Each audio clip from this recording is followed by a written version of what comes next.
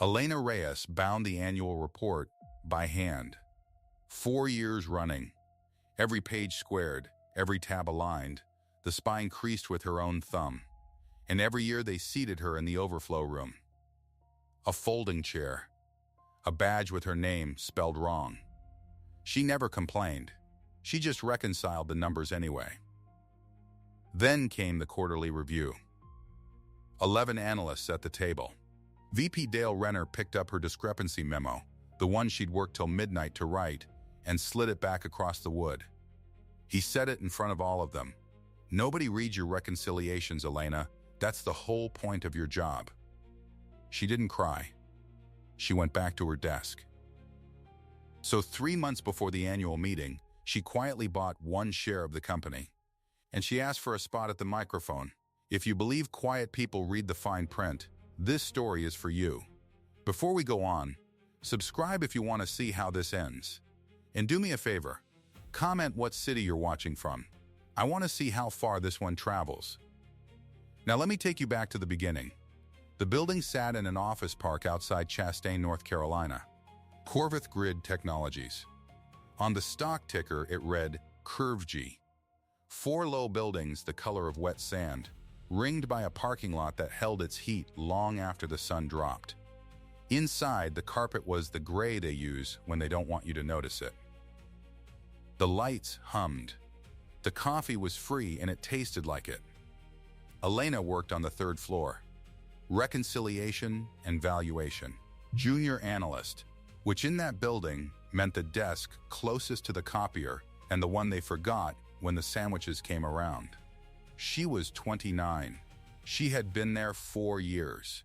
And in 4 years, she had learned every ledger in the company the way some people learn the streets of the town they grew up in.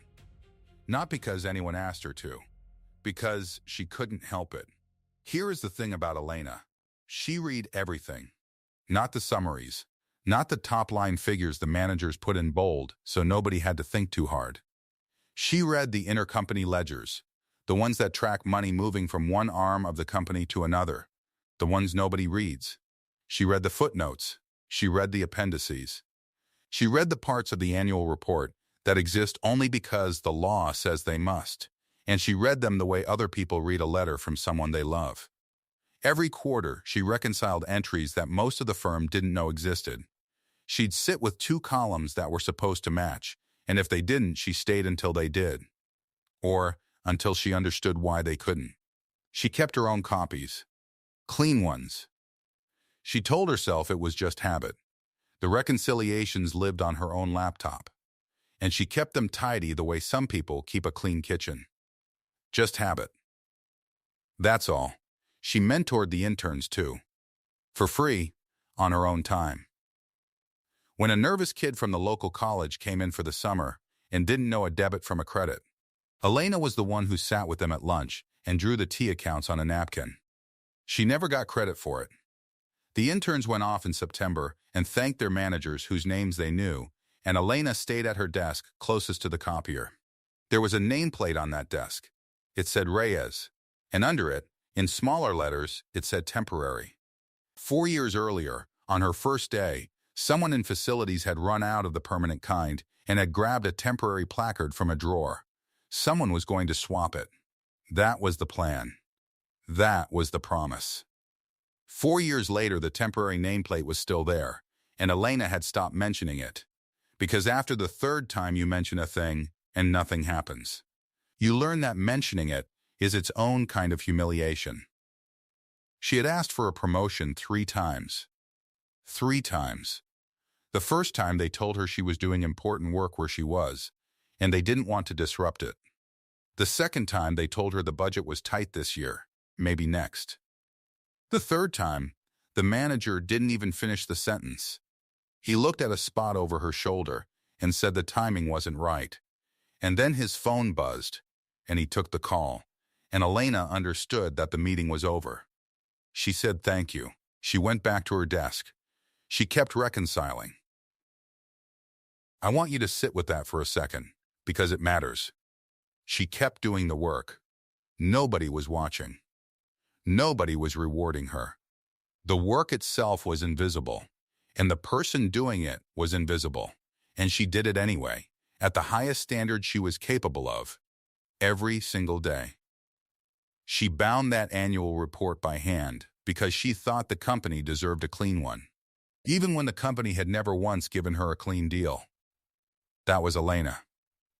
Hold on to her, because you're going to need to remember exactly who she was. Now let me show you what she found. It was a Tuesday in October, quarter end, the busy stretch when the ledgers close and everyone pretends they aren't behind. Elena was reconciling intercompany entries. Grid controllers. That was the product. Big industrial boxes that manage electrical loads for utilities and factories. Corveth built them, sold them, tracked them like anything else. And she noticed something. There was a customer. Meridian Freight Holdings, LLC. A logistics company. On paper. Meridian bought grid controllers from Corveth. That in itself wasn't strange. Lots of companies bought grid controllers. But Meridian only bought them in the last 3 days of every quarter. Not January, not February. The final 72 hours of the quarter, every time a big order would land. And then, in the first week of the next quarter, most of those controllers came back. Returned, credited, sent home. Elena stopped. She read it again. Buy at the end of the quarter. Return at the start of the next one. Buy, then return. Over and over. Quarter after quarter. If you don't work in accounting, let me tell you why that made the hair on her arms stand up. When a company sells something, it books revenue. That sale counts. It makes the quarter look bigger, healthier, more profitable. And the quarter is what everyone watches. The quarter is what moves the stock. The quarter is what the executives get judged on. So if you push a giant sale through in the last 3 days of the quarter, your numbers look wonderful when the world is looking. And if the customer quietly returns it all next week, when nobody's looking anymore, well, the damage is already done in your favor. The quarter already closed pretty. It's a magic trick. You show the audience a full box. Then, after the curtain drops, you empty it. Elena didn't jump to magic tricks. That's not who she was. She thought, maybe it's a real thing. Maybe Meridian has a legitimate reason. Maybe their fiscal calendar works that way. Maybe there's a financing quirk. Maybe it's a genuine and boring explanation. And she's tired and reading too much into 2 columns at 11 at night. So, she did what she always did. She wrote it up. Carefully, neutrally, no accusations. Just the pattern, laid out clean, with the dates and the dollar figures, and a single question at the bottom. Could someone help her understand the business reason for the timing on the Meridian account?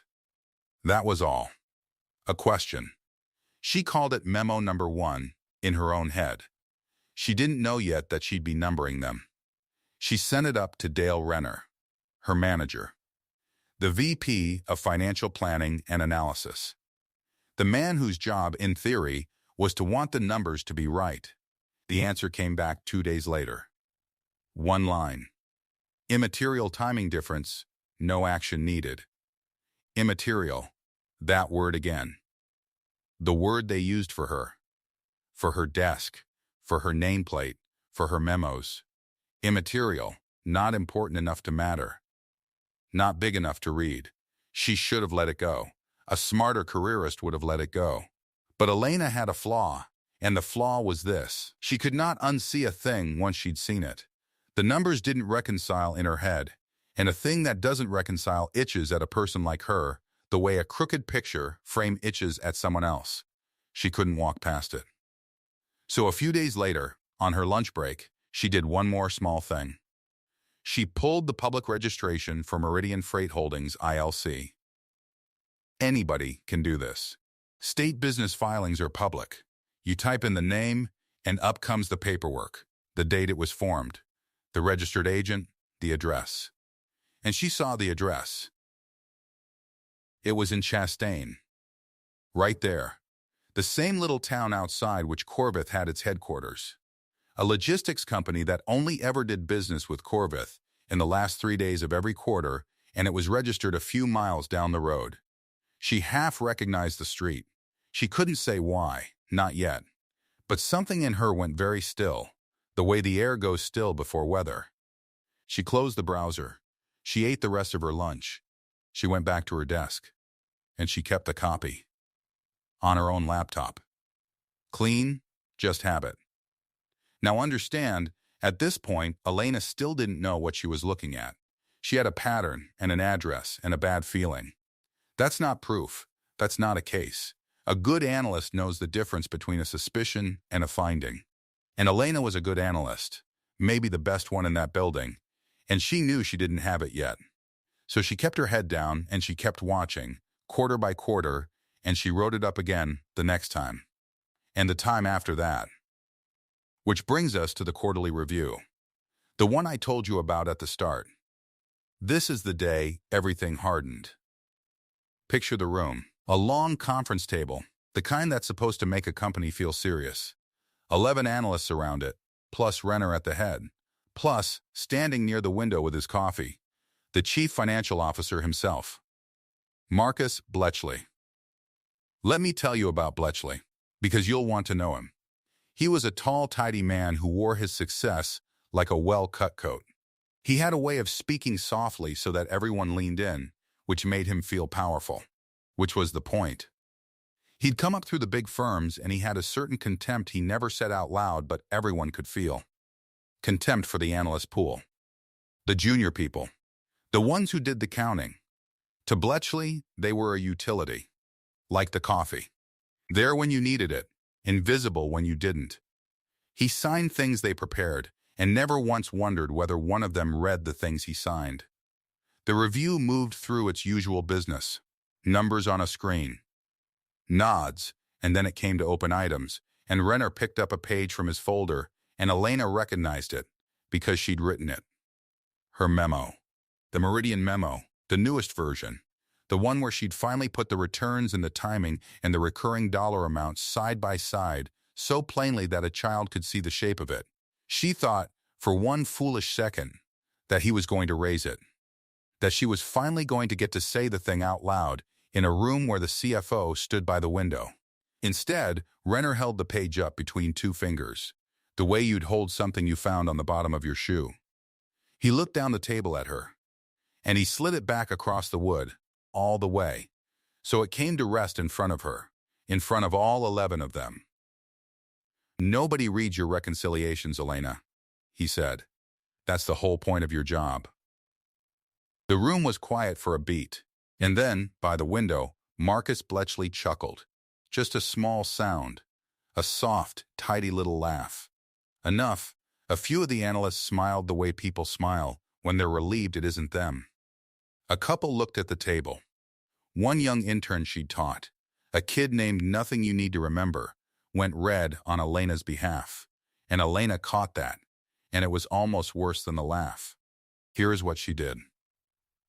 She did not cry. She did not argue. She reached out and she took the page back, and she squared its edges against the table, the small automatic motion of a person who squares edges for a living.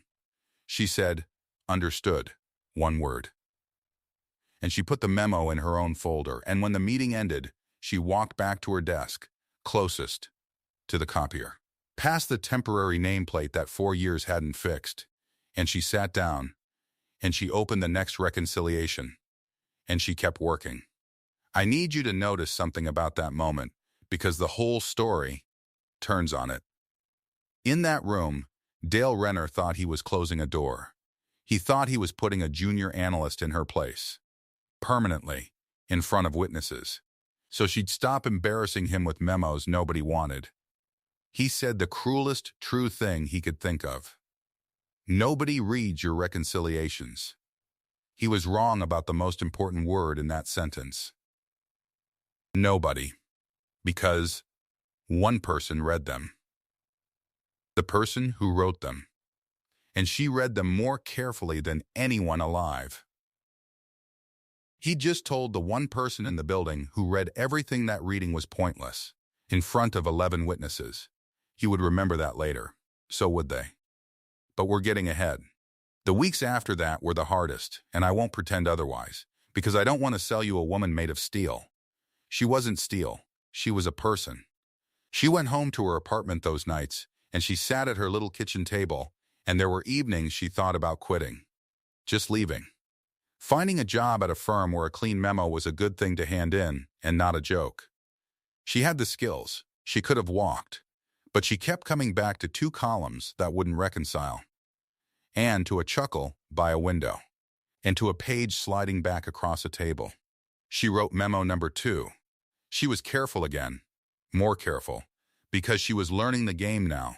Learning that carefulness was armor. She routed it differently. To a compliance mailbox as well as to Renner. Thinking 2 sets of eyes were harder to ignore than one. It disappeared. She checked the compliance mailbox record a week later, and there was no trace it had ever arrived. Maybe a filter. Maybe a coincidence. Maybe not. She wrote memo number 3. And this time Renner called her into his office, and he didn't sit down, which meant she didn't either, which meant it was going to be short.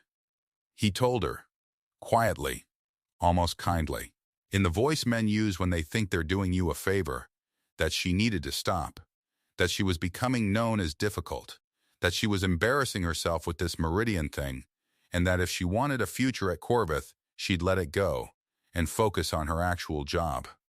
And then he did the small thing that I think was the real last straw, though Elena would never have called it that out loud. He turned to his screen, and while she stood there, he deleted the memo. Right in front of her. Dragged it to the trash and clicked, so she could watch the little file vanish. Not filed. Not answered. Deleted, as if it had never existed. As if she had never existed. 3 warnings. In writing, all of them made to disappear. Memo 1, waved off as immaterial. Memo 2, gone from the record. Memo 3, dragged to the trash while she watched. She said okay. She went back to her desk.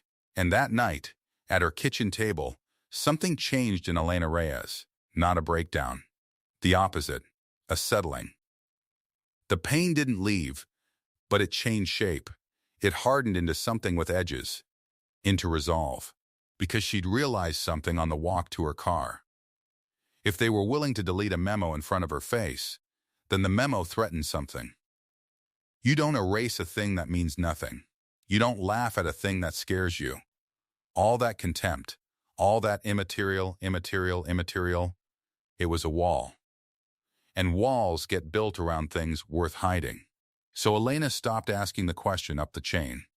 And she started answering it herself. She went back to the Meridian address, the one in Chastain she'd half recognized. This time she followed the registered agent. Every LLC has one. A person or a firm named in the public filing as the official point of contact. She pulled Meridians, and she pulled a thread, and the thread led to a name. And the name stopped her cold at her kitchen table with the coffee going cold beside her.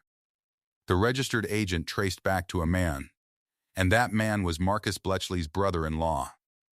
The CFO's brother-in-law. The soft-spoken man by the window who chuckled. His wife's brother was the human being standing behind Meridian Freight Holdings ILC, the shell company that bought grid controllers in the last 3 days of every quarter and returned them in the first week of the next. Now the pattern had a face. Now the 2 columns reconciled, and what they reconciled to was ugly. She sat down, and she did the thing she was best in the world at. She built the whole picture, quarter by quarter, and she made herself get the number right. Because a wrong number in the wrong direction would ruin everything, and she knew it. She went back 11 quarters, nearly 3 years, and she added up every one of these round-trip sales, the ones booked as revenue at quarter end, and quietly reversed after, the ones that never should have counted at all. $612 million. $612 million of revenue that wasn't real. Sales that were made to be unmade. A number invented to prop up a company that wasn't as healthy as it looked, invented so consistently, so precisely, quarter after quarter, that it could only be on purpose. Nobody does this by accident 11 times in a row. And then she asked the question every good analyst finally asks. Why? not how. Why? Who benefits? She found that too, because it was all in the public filings if you knew how to read them, and Elena knew how to read them. There was an executive option package, $84 million of stock options for the top of the company, Bletchley and the CEO and a few others. And those options only paid out, only vested, if the stock stayed above a certain price and the company hit its guidance. Its promises to Wall Street. If Corveth's numbers looked strong, the executives got $84 million. If the numbers looked weak, they got nothing. And there was more. Corveth was in the middle of buying a rival company, a big legacy acquisition, the kind that puts a CEO's name in the history of the industry. And that deal, too, depended on the stock price, on the story, on the numbers looking exactly as good as they'd promised. So now, Elena understood the whole machine. The fake sales propped up the revenue. The propped-up revenue held up the stock. The held-up stock vested $84 million in options and closed a legacy acquisition. $612 million in phantom revenue, converting into real money and real glory for a handful of men at the top. And the whole beautiful contraption balanced on the belief that nobody in the analyst pool would ever read the intercompany ledgers. Nobody reads your reconciliations, Elena. That's the whole point of your job. She almost laughed at her kitchen table. Almost. Because here's what they never understood about the woman they made invisible. They'd trained her to be unseen for 4 years. They'd taught her that her work didn't matter, that her name wasn't worth spelling right, that her chair belonged in the overflow room. And in doing all that, they had built the one thing that could destroy them. A person who read everything, whom they had taught never to look at. Now she had the picture. But having the picture and being able to do anything with it are two different things, and Elena knew that better than anyone. She was a junior analyst. She had no power in that building. If she took this to Renner, he'd delete it. If she took it to Bletchley, she'd hand the architect his own blueprint and be gone by Friday. If she took it to the CEO, Grayson Vale, a man she'd met exactly twice and who'd looked through her both times, she had no reason to think he wasn't in it up to his collar. The whole chain above her was compromised, or afraid, or both. The normal channels were closed. They'd shown her that. 3 memos, 3 erasures. So Elena did what she always did when a thing wouldn't reconcile through the front door. She went looking through the back of the book, the parts nobody reads. She'd been reading the company bylaws that week actually for an unrelated reason, some tedious question about board committee structure that had come across her desk. The bylaws are the rule book of a corporation. Long, dry, legal, exactly the kind of document that put most people to sleep and put Elena into a state of calm attention. And buried in there, in a section on the annual shareholder meeting, she found a sentence. A holder of record was entitled to attend the annual meeting, and during the question and answer period, a holder of record could address the meeting, could take the floor, could speak. She read it 3 times. Not an employee. Employees had no such right, and that was the whole trap they'd built, the whole assumption. That the only way a junior analyst could ever reach that room was as staff, and staff could be silenced, seated in overflow, walked out. But a shareholder was different. A shareholder was an owner, and the company's own rules, written by the company's own lawyers, gave an owner of even a single share the right to stand up at the annual meeting and speak into the microphone. The meeting where the executives would present their beautiful numbers to the people who owned the company. The meeting where the press would be sitting in the back. The meeting held in that same building, in that same big room. The room where they always put Elena in the overflow section, in a folding chair, with her name spelled wrong. She sat very still. And then she did a small, quiet thing that cost $31.40. She opened a personal brokerage account on her own phone, at her own kitchen table, on her own time, and she bought 1 share of Corveth Grid Technologies, ticker CARVG, One single share for $31.40 plus nothing because they don't even charge for it anymore. One share. She told herself she was just doing it to feel like an owner for once. To feel, for the price of a cheap dinner, like the company belonged to her a little bit. The way it never had when she was only the person who kept it honest for free. That's what she told herself. But you and I both know what she'd just done. She'd bought a key. The smallest key in the world. $31.40, and it fit the one door they'd never thought to lock. Because why would you lock a door a junior analyst could never afford to reach? Except she just reached it. And she held the key in her hand, in the dark, in her kitchen, and she did not smile. Because it wasn't a smiling kind of moment. It was heavier than that. It was the moment a quiet woman stopped waiting to be handed the floor and decided to take it. She knew what it would cost her. She wasn't naive. If she did this, there was no going back to her desk closest to the copier. There was no more Corveth, no reference, maybe no easy next job in a small industry where everyone talks. She was about to trade a career for one moment at a microphone, and she wasn't even sure the moment would land. That's the part people forget about courage. It isn't fearlessness. Elena was afraid. She did it afraid. Because some things won't reconcile until someone reads them out loud. Over the next few weeks, she built the rest of it. At home, at night, never on a company machine, never on the company network, because she understood now that the network was theirs and the coat on her own back was hers. She organized the reconciliation she'd been keeping for 4 years out of habit. Clean copies.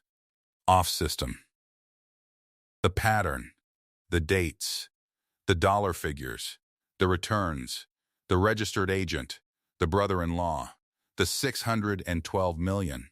The $84 million in options. The acquisition. Slide by slide. She built it the way she built everything. Carefully so a child could see the shape of it. And she did 2 more things, and these are the things that turned a grievance into a reckoning. So listen closely. She learned about a signature. There's a law, and I'll keep it plain. That requires the CEO and CFO of a public company to personally certify their financial statements, to sign, with their own names, a statement swearing the numbers are true and complete. Not the analyst pool, not some junior person in an overflow room.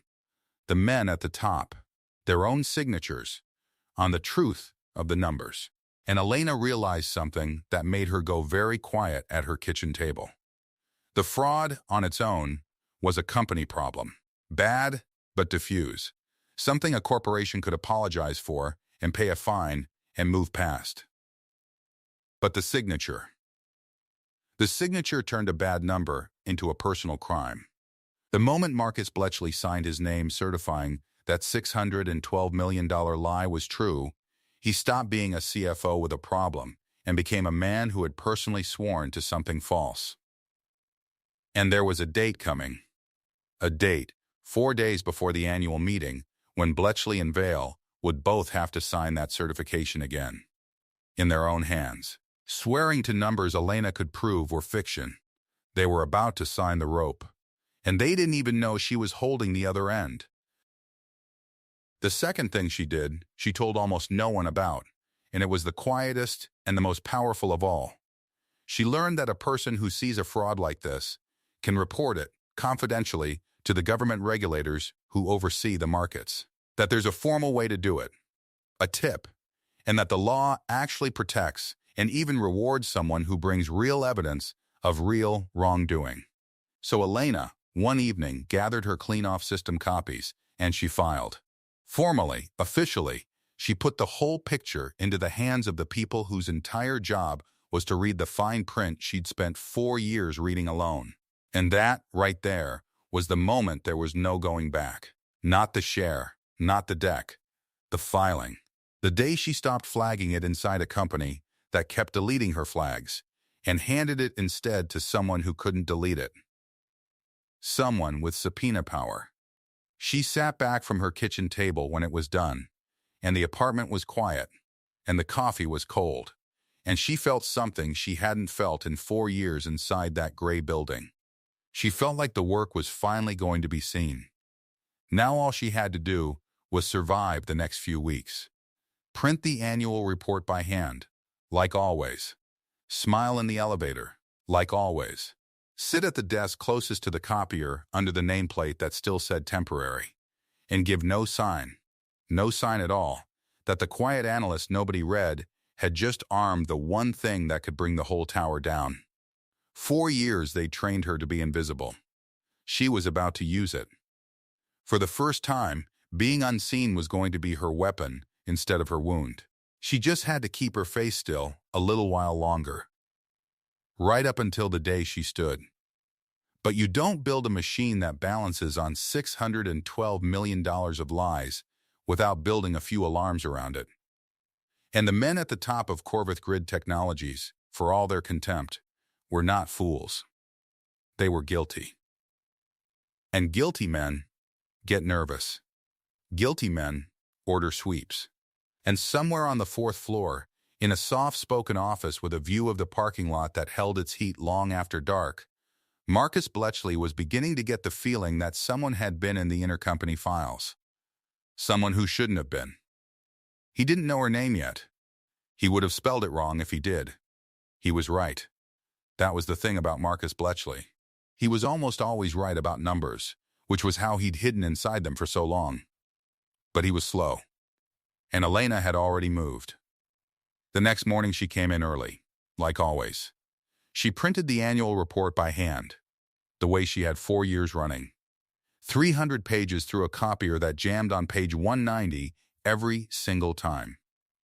She fed it, cleared it, fed it again. She stood there in the cold light of the 3rd floor, with her badge clipped crooked, the one that still spelled her name wrong, and she smiled at the 2 VPs who walked past her without seeing her.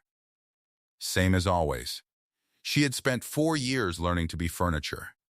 Now, the furniture had a plan. Here's the thing about a person nobody watches. Nobody watches them.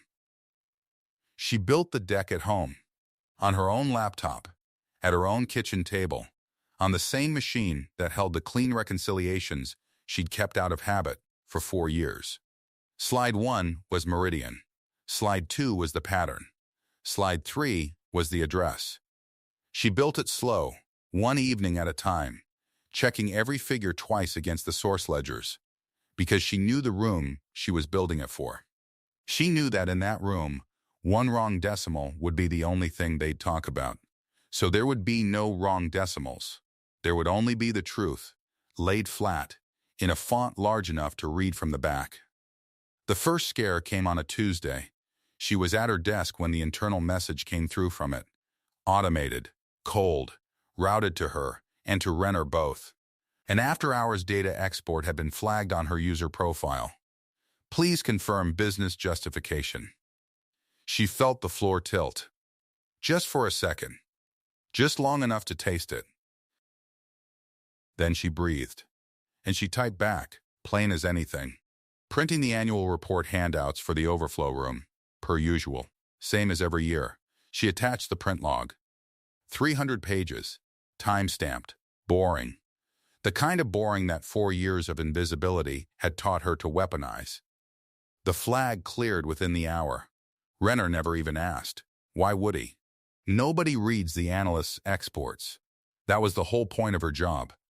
She sat back in the folding chair they'd never bothered to replace with a real one, and she let the relief move through her. And then she put it away. Because relief is a luxury, and she couldn't afford luxuries. Not yet. The second scare was worse, because it came from him. She heard it before she understood it. A change in the hallway. Bletchley didn't come to the 3rd floor. In 4 years, she'd seen him there maybe twice, both times looking for someone who wasn't her. But that Thursday, he came down himself. Soft-spoken, hands in his pockets. And he stood near Renner's office, and he said a sentence she would remember for the rest of her life. Someone's been in the intercompany files. He said it lightly. He said it the way a man says a thing he already half knows. And Renner laughed the way you laugh when your bonus is standing next to you, and he said it was probably just the auditors doing their pre-meeting pass. And Bletchley nodded. But he didn't leave. He stood there a moment longer, and his eyes went slow across the room, across the desks, across the analyst pool he had spent his whole career not looking at. His eyes passed over Elena. They passed right over her, the way water passes over a stone. And she kept her face on her screen, and she kept her hand steady on the mouse, and she reconciled a receivable that didn't need reconciling, because that was the safest thing in the world for her to be doing. And after a while he turned and he went back up to the 4th floor, and he ordered a sweep of the network, and the sweep came back clean. It came back clean because the thing he was looking for wasn't on the network anymore. It was in her coat pocket, on a drive the size of a thumbnail, and it was in a filing with the federal government that no sweep of his would ever touch. And it was in a brokerage account on her phone that held exactly 1 share of Corveth Grid Technologies, purchased for $31.40, 3 months before the annual meeting. He was sweeping his own house for a burglar. He never once thought to check whether the burglar had already left and mailed the key to the police. That was the irony she carried through those weeks. They were so busy guarding the vault that none of them noticed the door had a second lock, and she was holding it, and it had cost her the price of lunch.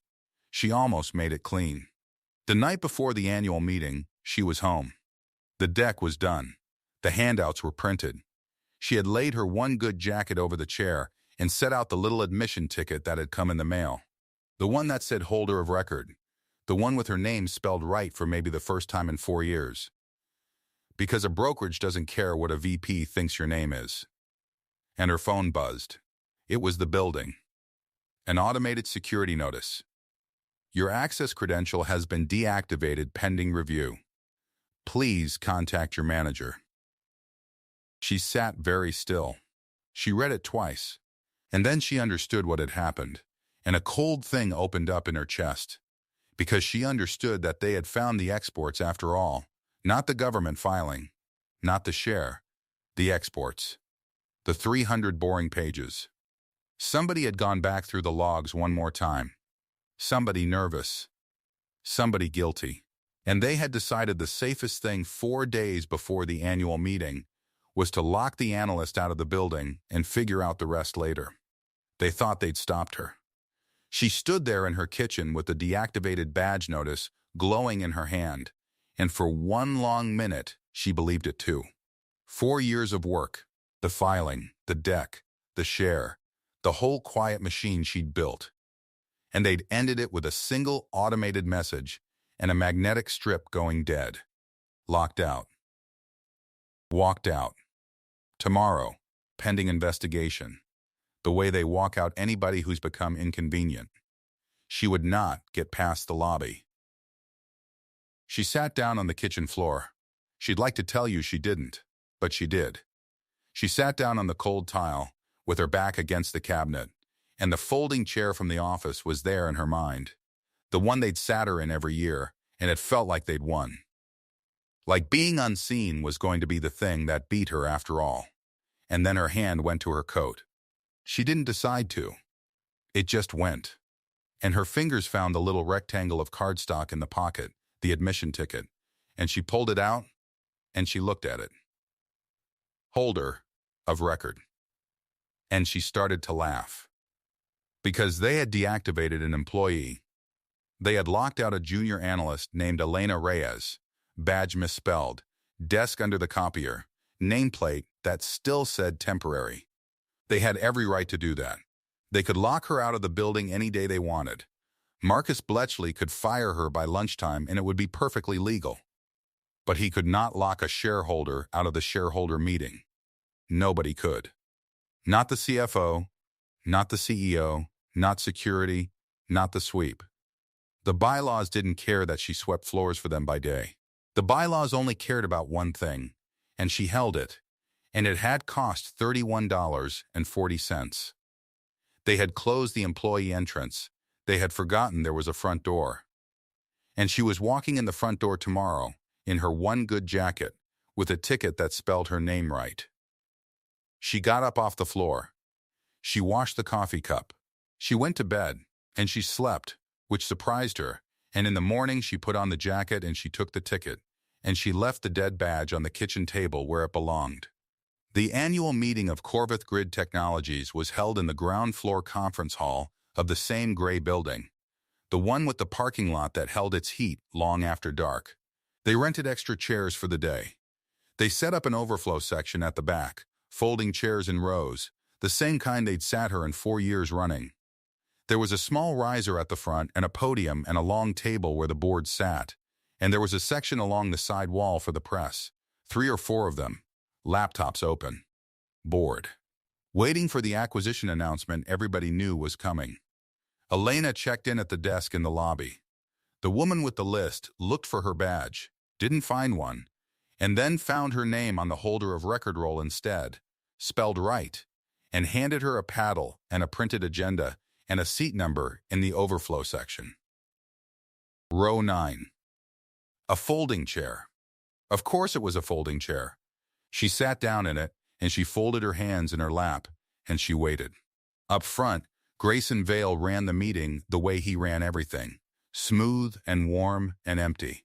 He talked about vision. He talked about the grid of the future. He introduced Marcus Bletchley, who stood and delivered the financials in that soft voice. Quarter after quarter of record revenue. 11 straight quarters of beating guidance, and the slide behind him glowed, with a stock price of $31.40 a share and a line that went up and up and up. The room applauded. The press typed. Somewhere in the front rows sat 11 analysts from the FP&A floor, in their good clothes, Renner among them, and not one of them turned around to look at the overflow section, because nobody ever did. Then, Vale said the words she'd been waiting 3 months to hear. "We'll take a few questions from the floor." Elena stood up. She stood up in row 9 in the overflow section in a folding chair, and she raised her paddle, and she said, in a voice that carried further than she expected, "I have a question." Vale found her over the heads of the crowd. She watched him place her. She watched the exact moment he recognized the analyst from the 3rd floor, the temporary one, the one he'd looked through twice, and she watched his face do something small and cold. He smiled the way you smile at a child who's wandered onto a stage. "I'm sorry," he said, into the microphone, so the whole room heard it. "We don't take questions from staff. There's a process for employee concerns. Please see your manager." A few people chuckled. Renner, in the front row, turned halfway and went pale. And here is where 4 years of being furniture paid for itself. Because Elena did not argue. She did not raise her voice. She did not cry, and she did not beg, and she did not do any of the things they expected the invisible girl to do. She simply looked toward the small table at the side of the riser, where the corporate secretary sat with the official record, an older man in a gray suit, who had been with the company longer than any of them, whose whole job was to know the bylaws and honor them. She said, "I'm not here as staff." And the corporate secretary looked up from his record. He looked at his roll of holders. He found her name. And he leaned to his own microphone, and in a quiet, dry, immovable voice, he said the 6 words that turned the entire room around. "She's a holder of record, sir." You could feel it move through the hall. The press stopped being bored. Laptops came up. The chuckling died. Vale's smile stayed on his face a half-second too long, stranded there. Because the secretary wasn't finished. Under Article 7 of the bylaws, the old man went on, "Any holder of record is entitled to address the meeting during the question period. It's her right, sir. She's on the roll." Vale's arrogance was the first thing to fall. You could watch it go. He looked at the secretary, and the secretary looked back, patient and certain, a man who had spent 30 years being ignored in a different way. And Vale understood that this was not a battle he could win from the dais without looking like exactly what he was. So he spread his hands, and he gave a tight little laugh, and he said, "Of course, by all means." The floor recognizes the shareholder. He thought he was being gracious. He thought he was diffusing it. He had no idea he'd just handed the microphone to the one person in the building who had read every footnote he'd signed. "Thank you," Elena said. And she did not stay in row 9. She walked down the center aisle of the overflow section, past the folding chairs, into the good seats, up toward the front, and a staffer near the riser hesitated, and then handed her the floor microphone, because the secretary was watching, and the press was watching, and there was no version of taking it back that didn't make it worse. She turned and faced the board. And for the first time in 4 years, Marcus Bletchley looked directly at her. Really looked. And she watched him try to place her. And fail. And she almost felt sorry for him, because he was about to learn her name the hard way. "My name is Elena Reyes," she said. "I'm a reconciliation analyst on the 3rd floor. I've bound this annual report by hand, myself, 4 years running. And I own 1 share of this company. I'd like to walk the board through something in the intercompany accounts. It'll take about 6 minutes." I brought slides. She had emailed them to the meeting's AB desk that morning, from her personal account as a shareholder submission addressed to the corporate secretary and copied to the meeting record. A courtesy. A holder of record submitting materials for the Q&A. The AvTech, who didn't know Bletchley from Vail and only knew that the secretary's office had cleared it, put slide 1 on the big screen behind the board. Meridian Freight Holdings, LLC. "This is a customer," Elena said. "According to our books, one of our better ones. Now watch when they buy." Slide 2. A simple bar chart. 11 quarters. And in every single quarter, the purchases from Meridian clustered into 3 days. The last 3 days. Every quarter. A wall of bars stacked into the final 70, 2 hours before each quarter closed. "Meridian only buys grid controllers in the last 3 days of the quarter," she said. "Never in the middle. Never at the start. Only right before we close the books and report our numbers to you, the shareholders." Slide 3. The returns. A second chart laid over the first. And every quarter, in the first week of the next one, most of what Meridian bought came right back through the door. And then, she said, in the first week of the new quarter, they return it. Most of it. Quarter after quarter, for 11 quarters. They buy just in time to be counted. They return just after they've been counted. It's not a customer. It's a revenue machine. The controllers barely leave the loading dock. The room was silent now. The kind of silent that has weight. Marcus Bletchley stood up. "This is inappropriate," he said, and his soft voice had an edge in it now. The first edge she'd ever heard from him. "These are cherry-picked figures, taken out of context by someone who does not understand our logistics. Timing differences are normal in this industry. I'd ask the secretary to end this." "You're right," Elena said. "Timing differences are normal. So let me show you the address." Slide 4. The registration filing for Meridian Freight Holdings, ILC. Public record. Pulled from the state. And there was the registered agent. There was the name. And there was the address in Chastain that she had half recognized 4 years ago, and fully recognized the day she cross-checked it. "Meridian's registered agent," she said, and she said it slowly so the press could get it down, "is Mr. Bletchley's brother-in-law. This company that buys hundreds of millions of dollars of product only to return it. The man who runs it is family. To the chief financial officer, who signs off on the revenue it creates." Bletchley was still standing, but something had gone out of his legs. He put a hand on the table. "Across 11 quarters," Elena said. "This arrangement has overstated Corveth's revenue by $612 million. 612. That's the difference between the company you were told you own and the company you actually own." And then she said, "But that's not the part that matters legally. This is." Slide 5. It was a signature. His signature. Marcus Bletchley's. On the executive certification, the one where an officer swears personally, under federal law, that the financial statements are true and contain no material misstatements. Dated 4 days before this meeting. 4 days ago, Elena said. Mr. Bletchley signed this. Personally, it says the numbers are true. Mr. Vail signed one too. That signature is why we're not just talking about a bad quarter. When you sign that page, knowing the number is false, the false number stops being an accounting problem. It becomes your problem.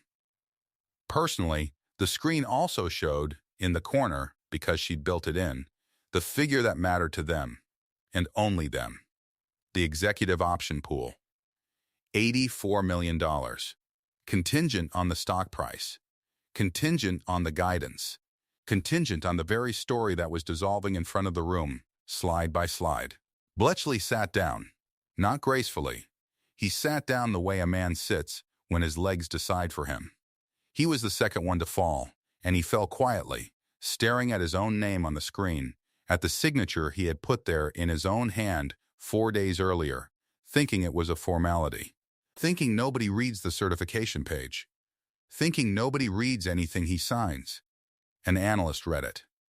The one under the copier. "There's one more," Elena said.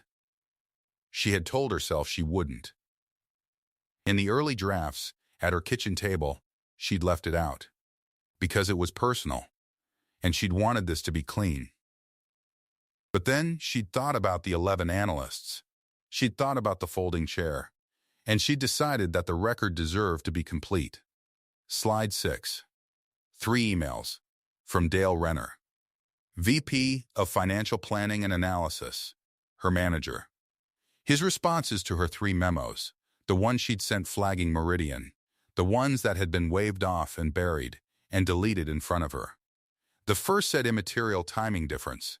The second said, stop chasing ghosts. And the third, the last one, the one he'd typed in front of 11 people and then said out loud in the quarterly review so the whole table could hear it, "Nobody reads your reconciliations, Elena. That's the whole point of your job." She let it sit on the screen. She didn't read it aloud. She didn't have to. It read itself. "There are 11 analysts in this room," she said, "who were at the table the day he said that to me. Out loud. You know who you are. You heard it. He was right that nobody was supposed to read my reconciliations." She paused. "I read them. That was the mistake in the plan. You built a company on the idea that the quiet one at the back isn't paying attention. She was paying attention the whole time." Renner did not stand. Renner slid down in his chair in the front row and put his hand over his mouth, and the analysts around him, the 11, edged away from him in a slow human tide. The way people move away from a man who is suddenly radioactive. And that was the third one falling. Not with a shout, with 11 colleagues quietly leaning in the other direction. 3 men. 3 falls, each one by his own hand.